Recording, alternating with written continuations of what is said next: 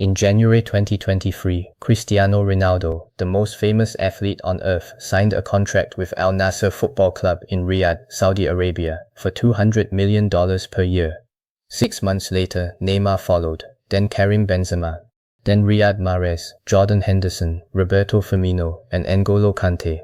Within 18 months, Saudi Arabia had spent over $1 billion on footballers alone, and that was before the golf, the Formula One, the esports, the wrestling, the boxing, and the $200 billion flowing into Silicon Valley. Most people watching these signings saw a country with too much money buying trophies for entertainment. That is not what was happening.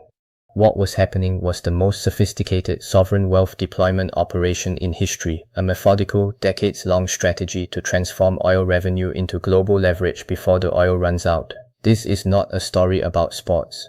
It is a story about what power looks like when it is being purchased in advance. To understand what Saudi Arabia is doing, you have to understand the machine that is funding it. The Public Investment Fund, the PIF, was created in 1971 as a passive vehicle for holding Saudi government assets. For 45 years it sat largely dormant, managing a modest portfolio of domestic stakes.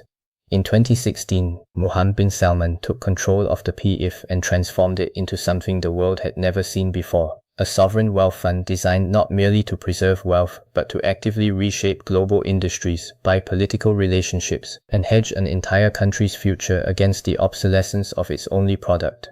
The PIF's assets under management in 2016 were approximately $150 billion. By 2024, they exceeded $700 billion.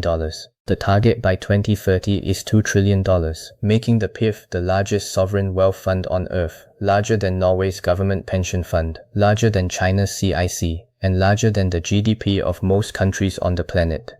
The fuel is Aramco. Saudi Aramco, the state oil company, is the most profitable company in human history. In 2022, it generated $161 billion in net income. For comparison, Apple, the most valuable company in the United States, generated $99 billion. Aramco made 60% more than Apple, and it sent the majority of its profits directly to the Saudi government and the PIF. Every time you pay for gasoline anywhere on earth, a portion of that money flows to Riyadh.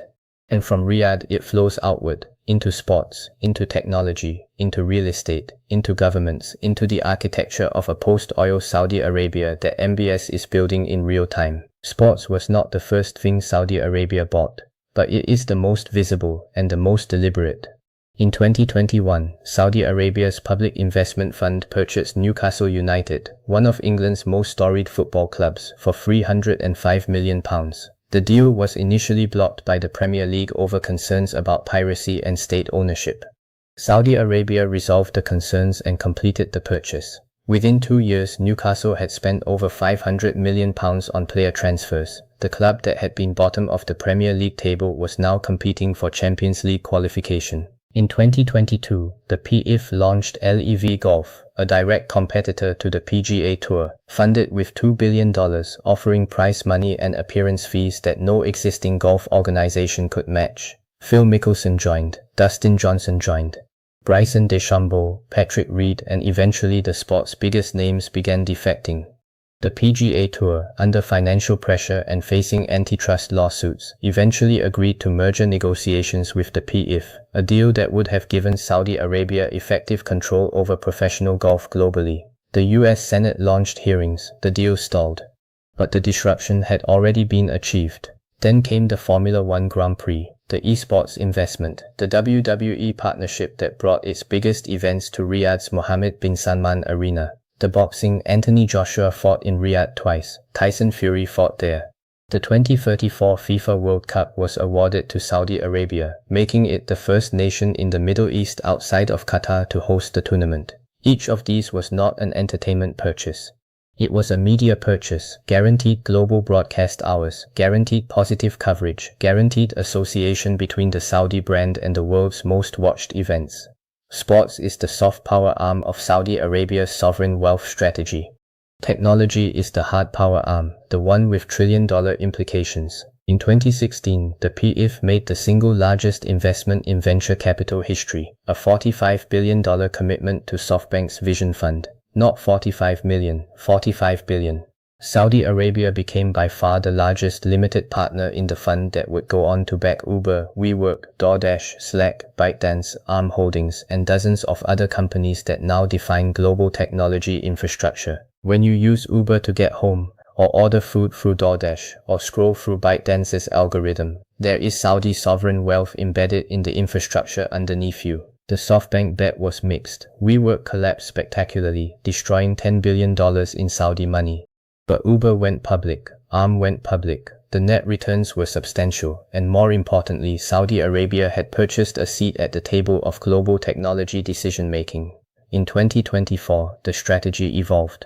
The PIF committed $40 billion to an artificial intelligence investment vehicle backed by Andreessen Horowitz, one of Silicon Valley's most influential firms. The investment gave Saudi Arabia access to the most sensitive and strategically significant technology being developed on Earth: large language models, defense AI, autonomous systems, and semiconductor development. Simultaneously, Saudi Arabia announced a $500 billion partnership with NVIDIA, the company that manufactures the chips that every major AI system in the world runs on. Access to NVIDIA chips is currently restricted by US export controls to prevent advanced AI from reaching adversarial nations. Saudi Arabia negotiated exceptions. The message to Silicon Valley was unambiguous. Saudi Arabia is not a passive investor waiting for dividends. It is building a seat at the center of every technology that will define the next 50 years. While the PIF was deploying capital globally, Mohammed bin Salman was building something at home that had no precedent in human history. In 2017, he announced NEOM, a $500 billion megacity in the northwestern corner of Saudi Arabia, in a region called Tabuk. The project's flagship component is the Line, a linear city 170 kilometers long, 500 meters tall, and 200 meters wide, designed to house 9 million people in a structure with no roads, no cars, no carbon emissions, and mirrored exterior walls that would make it visible from space. NEOM also includes Trojena, a mountain ski resort in the desert, which will host the 2029 Asian Winter Games, and Sindalah, a luxury island development in the Red Sea targeting ultra-high net worth tourism. The project required clearing the land. The land was occupied by the Huwaitat tribe, a community with roots in the region going back generations.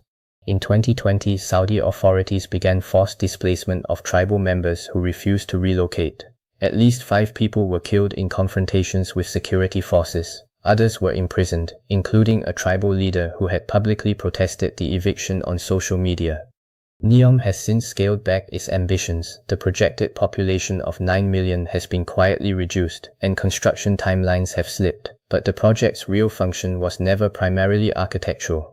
It was a signal, to foreign investors, to tech companies, to potential sovereign partners, that Saudi Arabia was not merely rich, it was reimagining civilization. Nintas pintu purchases Saudi Arabia has made are not the ones you can see on a sports broadcast. They are the ones happening in Washington. Saudi Arabia spent $5.4 million on registered lobbying in the United States in 2023. That is the declared figure, the amount required by the Foreign Agents Registration Act. The undeclared figure, which includes public relations firms, think tank funding, academic partnerships, and legal fees, is estimated to be significantly higher. The most revealing transaction in the US-Saudi relationship did not appear in any lobbying disclosure.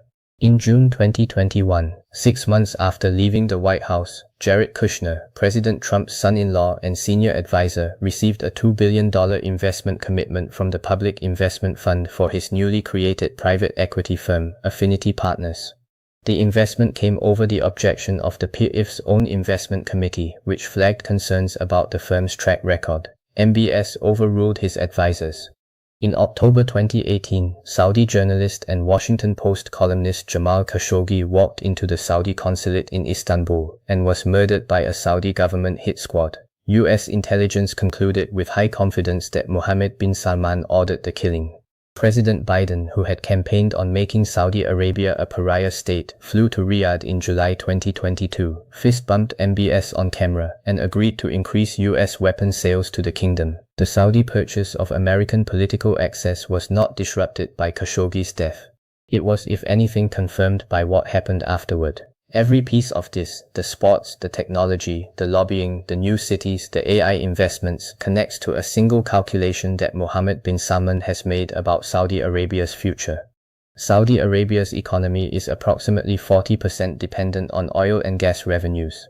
The International Energy Agency projects that global oil demand will peak sometime between 2025 and 2030, and decline steadily thereafter as electric vehicles, renewable energy, and efficiency improvements reduce fossil fuel consumption. Saudi Arabia has proven oil reserves of approximately 267 billion barrels, roughly 40 years of production at current rates. But the question is not when the oil runs out. The question is when the world stops buying it. If the global energy transition proceeds on its current trajectory, Saudi Arabia's primary revenue source could be structurally impaired within 20 to 30 years. Every investment the PIF is making, in sports, in technology, in real estate, in AI, is a hedge against that scenario. The goal is to own enough of the global economy that Saudi Arabia remains wealthy and influential even if oil becomes irrelevant. What makes this strategy different from previous sovereign wealth efforts is its deliberateness. Norway's government pension fund is passive. It buys index funds and avoids controversy. The PIF is activist. It targets industries, disrupts markets, and uses capital as a geopolitical instrument. It does not merely seek returns, it seeks leverage. Here is what Saudi Arabia's spending spree actually reveals. The kingdom is not buying sports teams and AI companies because Mohammed bin Salman has expensive hobbies. It is buying the architecture of a world that does not need oil and buying it with oil money before the window closes. Every country that has ever depended on a single commodity has eventually faced the moment when that commodity became obsolete. Saudi Arabia is the first petrostate in history with both the resources and the institutional capacity to attempt a deliberate, engineered escape from that fate. Whether it works depends on execution, on global energy trajectories, and on whether the political relationships MBS is purchasing survive his reign. But the strategy itself is arguably the most ambitious economic transformation attempt in modern history. The question is not whether Saudi Arabia can afford to keep buying. Aramco generated $161 billion in profit in a single year. The question is whether the world will continue to sell. And so far the answer, in sports, in technology, in Washington, in Hollywood, and in every boardroom where a PIF check has arrived, has been yes.